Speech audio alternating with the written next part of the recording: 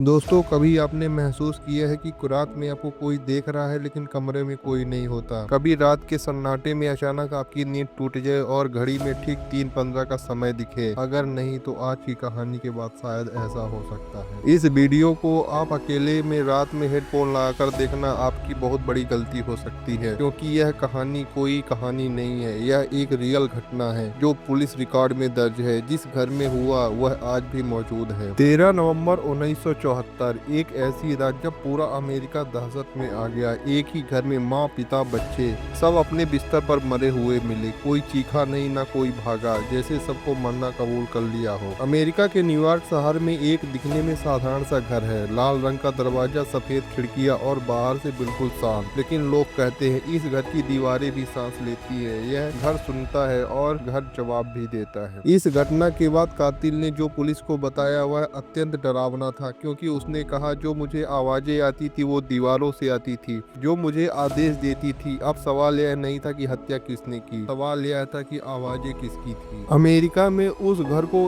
3:15 का समय एक शापित समय कहा गया, क्योंकि यह वही समय था जब हत्याएं हुई। यही वो समय था जब घर में अजीब घटनाएं होने लगी, और यही वो समय था जब हर परिवार डर के मारे जाग जाता था। समय था 3:15 सुबह। लोग इसे शैतान का समय कहते थे। एक साल बाद उस घर में फिर से एक नया परिवार रहने आया। उसे नहीं पता था कि वह घर नहीं, एक मौत का कब्रिस्तान है। शुरुआत में सब कुछ ठीक था, लेकिन धीरे धीरे घर ने अपना असली चेहरा दिखाना शुरू किया। आज भी लोग कहते हैं वहाँ परछाइयाँ दिखती हैं, दीवारों से आवाजें आती हैं, और जो ज्यादा देर रुकता है वह मौत में बदल जाता है। तो दोस्तों, आज की कहानी मैं आपको बताऊंगा वो राज जो पुलिस ने छुपाया, वो सच्चाई जो कोर्ट फाइल में दबा दी गई, और वो डर जिसे आज तक कोई नहीं समझ पाया। अगर हिम्मत है तो इस वीडियो को अंत तक देखना। अंत में जो सच सामने आएगा वह आपकी सोच बदल देगा। अगर वीडियो पसंद आए तो आप चैनल को लाइक शेयर और सब्सक्राइब करना मत भूलिएगा। यह कहानी है रोनाल्ड की। दोस्तों, कुछ घर बदनसीब नहीं होते, वे याद रखते हैं। जैसे एंटी वैली का यह घर भी सब कुछ याद रखता है। हत्या वाली रात से पहले डिपियो परिवार के घर में सब कुछ ठीक नहीं था। पड़ोसियों ने बाद में बताया रातों में बहस की आवाजें, रोनाल्ड का अकेले कमरे में चिल्लाना, दीवारों पर मुक्के मारना, लेकिन किसी ने कभी पुलिस को यह नहीं बताया। रोनाल्ड कुछ महीने में बदला हुआ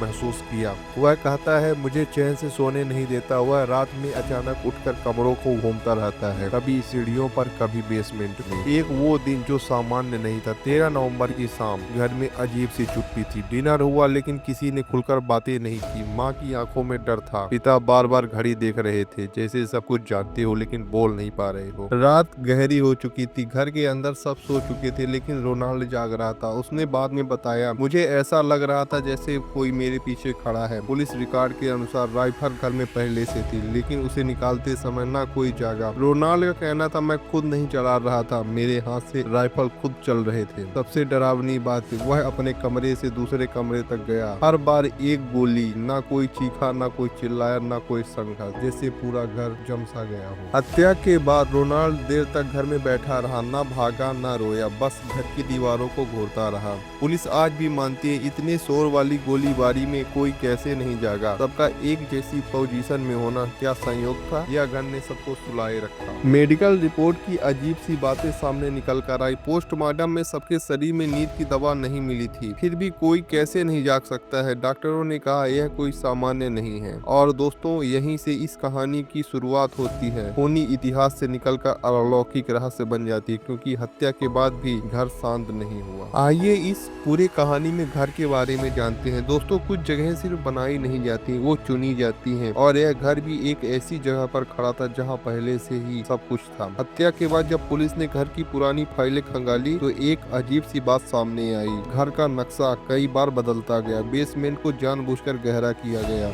कुछ दीवारें बिना कारण मोटी होती गई। कुछ कमरे पुराने नक्शे में थे ही नहीं, जैसे घर को नहीं किसी चीज को छुपाने के लिए बदला गया। इस घर को लेकर स्थानीय बुजुर्गों ने बताया इस जगह पर कई स्थानीय आदिवासियों का कब्रिस्तान था। उन लोगों को यह जमीन अपवित्र लगती थी। कहा जाता है यहाँ जो मरे वह चैन से नहीं सोता। हत्या के बाद ही पड़ोसियों ने शिकायत की घर के अंदर रोशनी आती है, जबकि उस घर में कोई नहीं रहता। खिड़कियों पर परछाइयां। एक पड़ोसी ने बोला ऐसा लगता है जैसे जैसे कोई कमरे बदल रहा हो। जब पुलिस ने इन्वेस्टिगेशन में घर की तस्वीरें ली तो एक फोटो में सीढ़ियों के पास एक बच्चे का चेहरा दिखा, लेकिन वह बच्चा डीपीओ घर का नहीं था। यह फोटो बाद में मीडिया ने हटा दी। आज भी उसकी कॉपी कुछ ही लोगों के पास में मौजूद है। हत्या के कुछ हफ्तों बाद एक प्राइवेट जांच टीम घर के अंदर गई। उन्होंने कहा बेसमेंट में भारीपन, अचानक सिर दर्द, रिकॉर्डिंग में अजीब सी आवाजें। एक सदस्य ने कहा यह जगह सांस लेने ही नहीं देती। घर में एक पुरानी घंटी भी थी। कहा जाता है वह बिना किसी हवा के अपने आप बजती थी, अक्सर रात के 3:30 बजे के करीब। वैज्ञानिक भी चुप थे। कुछ एक्सपर्ट ने कहा जमीन के अंदर चुंबकीय क्षेत्र, दिमाग पर असर, भ्रम और डर पैदा होना, लेकिन उन्होंने यह भी माना यह अकेले सब कुछ एक्सप्लेन नहीं करता है। दोस्तों,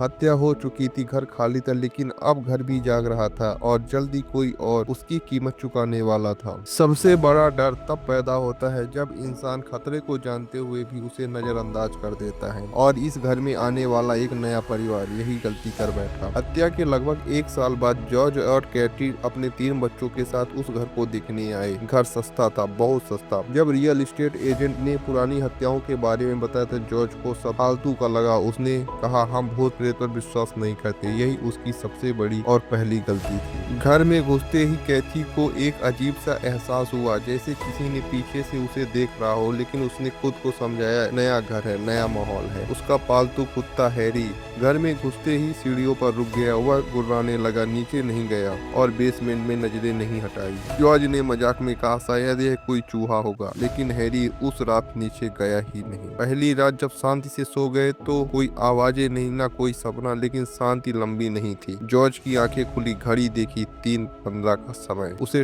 ठंड लग रही थी जबकि हीटर चालू था। उसने कंबल खींचा और करवट बदली, लेकिन उसे लगा जैसे कोई उसी कमरे में खड़ा। नीचे से लकड़ी चरमराने की आवाजें आई, एक कदम फिर दूसरा। जॉर्ज उठा और नीचे गया, लेकिन वहाँ कोई नहीं था। घर फिर से शांत। अगली सुबह कैटी ने बताया मैंने एक सपना देखा कि कोई बच्चा कमरे में खड़ा है। उसके सपनों में वह चीज चेहरा नहीं दिख रही थी, बस खड़ी थी। इस घटना के बाद बच्चों का कमरा घर का सबसे ठंडा हिस्सा बन गया था। वहाँ हीटर काम नहीं करता, सांस से भाप निकलती, बच्चे बिना वजह रोते। डॉक्टरों ने कहा सब ठीक है, लेकिन माँ जानती कुछ भी ठीक नहीं था। कैटी ने एक पादरी को बुलाया घर को आशीर्वाद देने के लिए। जैसे ही पादरी बेसमेंट पर पहुंचा, उसके कान में किसी ने फुसफुसाया गेट आउट। वह तुरंत घर से बाहर भागा और दोबारा कभी लौटकर उस घर में नहीं गया। तो दोस्तों, अब तक घर सिर्फ देख रहा था, लेकिन अब उसने जवाब देना शुरू कर दिया, और जो होने वाला था वह किसी के सपने में नहीं सोच सकता था कि आगे क्या होगा। घर में आए कुछ ही दिनों में जॉर्ज बदलने लगा। वह देर रात तक जागता, घंटों लकड़ी काटता, बिना वजह गुस्सा करता। केटी ने कहा वह तुम पहले जैसे नहीं रहे। जॉर्ज ने उसे जवाब नहीं दिया, बस उसे घूरता रहा। ठंड नहीं थी, फिर भी जॉर्ज लगातार लकड़ी काटता रहता। रात 2 बजे, 3 बजे, कभी कभी पूरी रात काटता रहता। उसके चेहरे पर थकान नहीं, कुछ और था, जैसे वह खुद नहीं कोई और उससे काम करवा रहा हो। एक रात कैटी बाथरूम में थी, आईने में जॉर्ज दिखा, लेकिन जॉर्ज के चेहरे पर वह नजर नहीं था। आंखें खुली लेकिन देख नहीं रही थी। कैटी ने पलट कर देखा, जॉर्ज कमरे में था ही नहीं। कुछ दिनों बाद घर की दीवारों पर लाल रंग दिखाई देने लगा। वह पानी नहीं था, पेंट नहीं था, और छूते ही गायब हो जाता। कैटी रोते हुए बोली यह घर जिंदा है। इस घटना के बाद कैटी अब अकेले सो नहीं पाती थी। उसे लगता कोई उसे छू रहा है, कोई उसे दबा रहा है। एक रात वह चिल्लाई यह घर हमें मार देगा। हर अजीब घटना फिर उसी समय होती, सुबह 3:15, जैसे उसी वक्त सबसे ज्यादा जिंदा हो जाता हो। तो दोस्तों, यह सिर्फ डर नहीं था, यह कब्जा था। घर ने जॉर्ज को बदल दिया था, कैटी को तोड़ दिया था और बच्चों को चुप करा दिया था, और अब वह घर छोड़ने ही नहीं दे रहा था। दोस्तों, कुछ जगहें आपको डराती नहीं है, वो आपको वहीं रोक लेती हैं, और उस घर में यही किया। कैटी ने साफ कहा या तो हम यहाँ से निकलेंगे या यहीं मारे जाएंगे। जॉर्ज चुप था, उसकी आंखें लाल थी और चेहरा थका हुआ था, लेकिन उसने भी मान लिया कल सुबह हम चले जाएंगे। उसे नहीं पता था कि घर सुबह का इंतजार नहीं करेगा। रात होते ही मौसम बिगड़ गया। तेज हवा, बर्फीली ठंड और अजीब सी चुप्पी, जैसे पूरा इलाका सांस रोके खड़ा हो। आधी रात के बाद कैटी की नींद खुली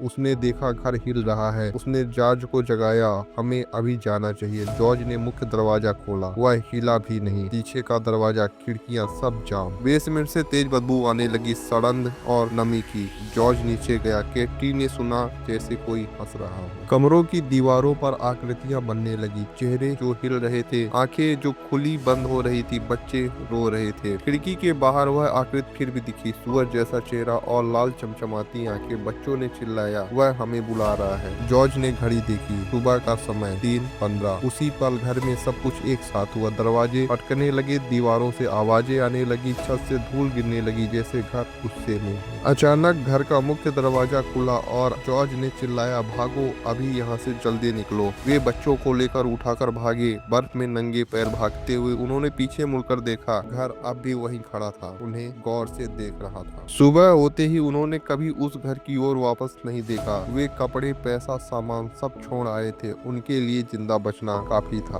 बाद में जांच हुई, कुछ ने कहा वह बस एक कल्पना थी, तनाव का असर था। लेकिन एक सवाल आज भी है, अगर वह झूठता तो वे सब कुछ छोड़कर भागे ही क्यों? दोस्तों, घर खाली हो गया, लेकिन उसका अतीत आज भी उसके अंदर कैद है। और लोग कहते हैं, आप अगर वहाँ कुछ ज्यादा देर रुक जाते हैं तो घर आपको वहाँ हमेशा के लिए रोक लेगा। दोस्तों, हर डरावनी कहानी का अंत सवालों से भरा होता है और एंटी वैली की कहानी तो सवालों की एक पूरी किताब है। यह कहानी कोर्ट तक पहुंची। कोर्ट ने कहा, हत्याएं सच में थी, घर असली था, लेकिन अलौकिक घटनाएं साबित नहीं हो सकी। मतलब कानून के लिए यह डर कागजों में मौजूद नहीं। पड़ोसियों का कहना है आज भी वहाँ 3:15 पर लाइट चली जाती है। वहाँ अक्सर आवाजें आती है। यह कोई संयोग है या आदत? तो दोस्तों, अगर सब झूठ था, परिवार सब कुछ छोड़कर भागा ही क्यों? बच्चों के अनुभव एक जैसे ही क्यों थे? अलग अलग लोगों ने एक जैसी बातें क्यों बताई? और अगर यह सच था तो वह घर अब चुप क्यों है, या वह इंतजार कर रहा है किसी और का? दोस्तों, शायद घर दीवारों में नहीं होता, शायद वह यादों में होता है। और कुछ यादें इतनी गहरी होती है कि वह सब बदल जाए, लोग बदल जाए, लेकिन खुद कभी नहीं जाती। अगर आपको पूरी कहानी डरावनी लगी हो तो सोचिए, अगर यह सच हो और उस घर में आप हो तो क्या आप 3:15